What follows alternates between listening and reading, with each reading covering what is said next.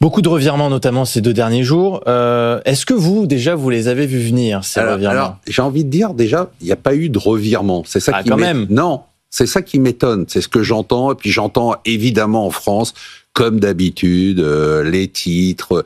Oui, il a fait machine arrière sous la pression des marchés. En fait, c'est complètement dingue que les gens n'arrivent pas à comprendre la façon de fonctionner. Ce gars fonctionne de façon extrêmement simple. C'est-à-dire que tout est écrit, je le répète 100 fois, dans son livre. Il explique que quand on mène une négociation, il faut d'abord proposer quelque chose de totalement absurde.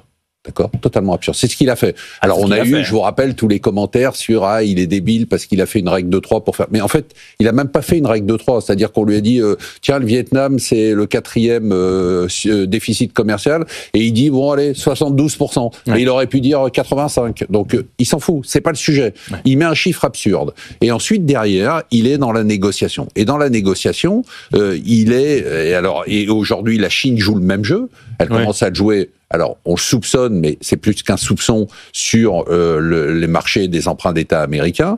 Chacun joue son jeu, mais en fait, ils sont totalement clairs. C'est-à-dire qu'à la fin, il faut le dire ici, il va y avoir un deal, que dans les 90 jours, voire avant l'été... Avec la Chine. Mais évidemment, avec la Chine. Matin, Emmanuel Macron dit l'Union européenne doit continuer à mobiliser tous les leviers disponibles. C'est quoi les leviers? Alors, je vais vous dire une chose. Je ne veux pas être irrespectueux. J'écoute vraiment plus Emmanuel Macron sur tout le plan économique. C'est-à-dire, je pense qu'à un moment, il faut avoir un peu d'humilité. Quand on a aussi mal géré les finances françaises, on n'a absolument pas le droit de donner un cours d'économie ni de s'exprimer sur le sujet. Quand on a une dette de 3 300 milliards, qu'on est dans l'immobilisme total, qu'on a un déficit qui est de 5,8%, j'ai envie de lui dire, on se tait.